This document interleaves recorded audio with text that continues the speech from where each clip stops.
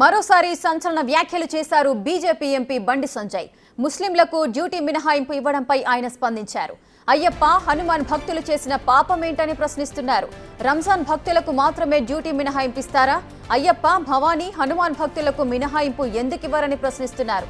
కాంగ్రెస్ నేతలారా, అసలు మీలో హిందువుల రక్తం ప్రవహిస్తుందా అని ప్రశ్నించారు.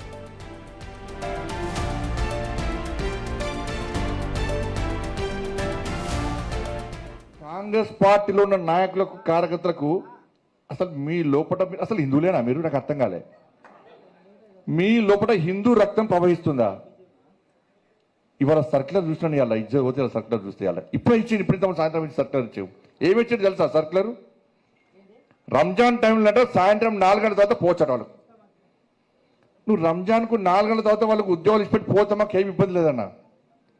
కానీ నా అయ్యప్ప ఏం పాపం చేసిండు? అయ్యప్ప స్వాములు ఏం పాపం చేసిండన్నా? నా అయ్యప్ప ఏం పాపం చేసిండన్నా? మధ్యాహ్నం దీక్ష తీసుకొని అయ్యప్ప మాల తీసుకొని మధ్యాహ్నం ఆఫీస్కి పోతే టిఫిన్ బాక్స్లో పోయి తినరాదు.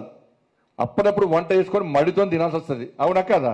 ఇలా ఈ ఉద్యోగస్తులు, ఉపాధ్యాయులు, ప్రైవేట్ ఉద్యోగులు కూడా అయ్యప్ప దీక్ష తీసుకొని ఉద్యోగానికి పోతే మధ్యాహ్నం పోదామంటే ఎవరు ఎప్పుడు తనిఖీ చేస్తారో, ఎప్పుడు సస్పెండ్ చేస్తారో ఒక భయానక వాతావరణంలో ఉద్యోగస్తులు, అయ్యప్ప దీక్ష చేసుకున్న ఉద్యోగస్తులు భయపడే పరిస్థితి వాళ్ళ తెలంగాణ రాష్ట్రంలో ఉంది.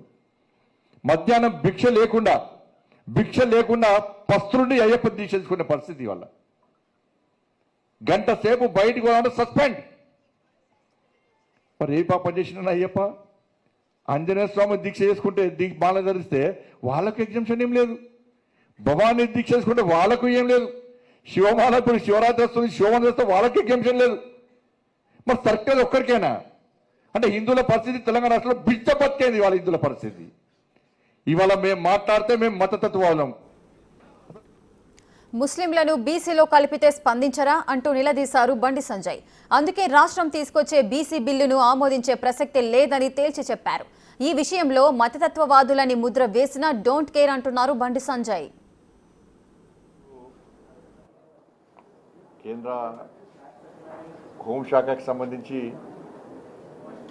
ఈ తెలంగాణ రాష్ట్రంలో ఉన్నటువంటి 8 ప్రాపర్టీస్ మీద ఒక సమీక్ష చేయడం జరిగింది. గత 3 నెలల క్రితం కూడా సమీక్ష చేసిన తర్వాత